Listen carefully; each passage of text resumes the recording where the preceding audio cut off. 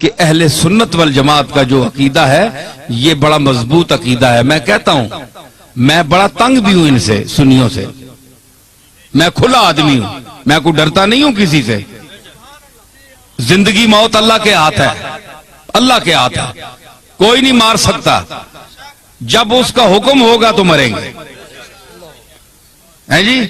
तो इसलिए डर कोई नहीं है, सिर्फ ये है कि मुझे इनसे गिला भी बड़ा है कि ये समझते हैं कि हमारे मसलक की तर्जुमानी की जाए तो हमारी सारी उन बातों को मान लिया जाए जिनका हमारे पास सबूत नहीं है और हमने अपनी तरफ से घड़कर उसको दीन में शामिल कर लिया है। उनको भी मानो तब सुन्नी हो, ये मैं नहीं मानता। एक शख्स जो गुस्ताखी रसूल कर रहा है तो आप उसको मुसलमान समझेंगे, ये बात भी नहीं है।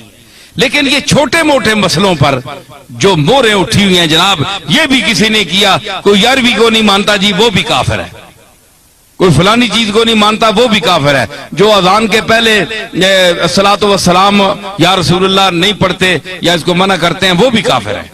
ये कोई बात नहीं है,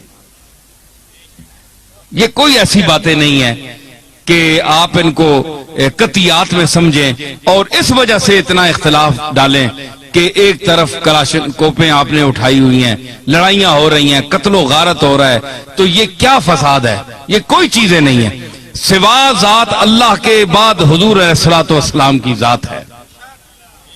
उसका एहतराम आप पर भी फर्ज है, हमारा भी फर्ज है। लेकिन हुजूर ने यह भी फरमाया कि मुझको इतना ना उठाओ, इतनी तारीफ ना करो कि मुझे अल्लाह के जो हैं अपने ईसा अलैहिस्सलाम और उज़ैर के साथ मिला लो, जिस तरह उन्होंने अपने उज़ैर और ईसा को अल्लाह का बेटा कह दिया था। मुझे भी तुम अल्लाह के साथ मिला दो कि अल्लाह और मुझ में कोई फर्क ही ना रहे। यह भी मना है, यह सरकार ने मना फरमाया है, हुजूर का हुक्म है। बंदा बंदा है, अल्लाह अल्लाह है। समझ आई? ये सरकार की तालीम है, तो ये सरकार की अपनी तालीमात पर हमें चलना चाहिए। इतना भी ना आप बढ़ाएं कि कल हमें क़यामत के दिन हुजूर के सामने आप हुक्म दे के इनको जूते मारो, तो उस मोहब्बत का क्या फायदा? मोहब्बत तो वो करनी चाहिए जिससे रसूलुल्लाह खुश हों, तो ज़ाहिर रसूलुल्लाह उसी पर खुश होंगे जो आपके तरीके पर चलेगा, आपके अहकाम और आपकी अहादीस और कुरान मजीद की आयात की रोशनी में चले।